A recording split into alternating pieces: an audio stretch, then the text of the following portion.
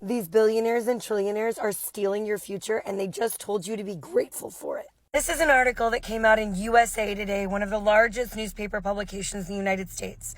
New American Dream, with home prices out of reach, build-to-rent communities take off. This article goes to extreme lengths to convince you that this is a very good thing, that people love that they can rent because they can never afford to buy a home, and it only makes up a paltry 8% of housing communities being built today. They say that renting is more affordable than owning in 90% of U.S. counties, and get a bunch of research together to say this will drive prices down of rentals, but not home prices. The article talks about 2 renters they were able to find that said they're living their dream. He shares a spacious 4-bedroom, brand new appliances, loves the lake, neighborhood is friendly. He loves watching the wildlife. It checks nearly every box on his wish list. The only thing missing, he wishes he could own it.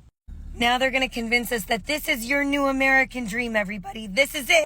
And let's not forget, it's incredibly appealing to the institutional investors who want to own you forever. This is what propagandized conditioning looks like in real time.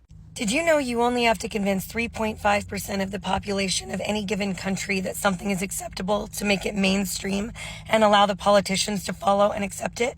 So I ask you, who owns USA Today, and why would they be trying to convince us of this? I'm going to tell you. In 2023, former owner's New Media Investment Group was acquired by Gatehouse Media. They created a new subsidiary called Gannett, and they control more than 1,000 publications in the U.S. they can use to spread their message and drive it home.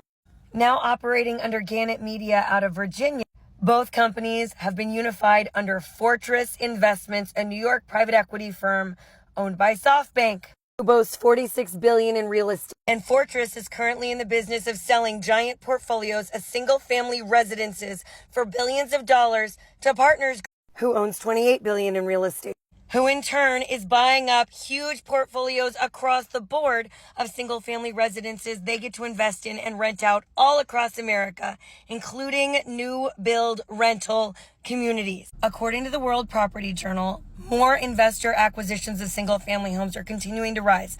Throughout 2023 summer, investors accounted for 27% of all single-family home purchases. Now, this is a trade publication for large investors by large real estate investors. They are stealing your future in real time in front of you. They are stealing hope and the futures of all younger generations, and we are standing by complicit in allowing it to happen. And our politicians are allowing it, and they are complicit in it, and they are investing in these companies and making money off of it.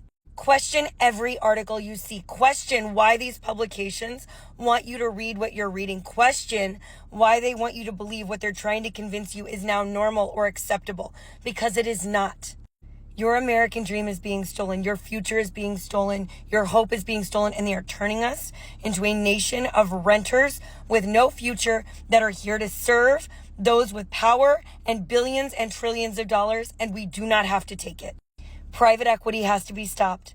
These massive investment corporations cannot take everything. And we have to stop sitting idly by. We have to act, and we have to demand more of our politicians. We have to vote out incumbents, and we have to prove that we will hold them to account. If you're new here, my name is Tiffany, and we work together to fight private equity, save small businesses in our community, and to remind one another that we don't have to take what they give us. We can demand more.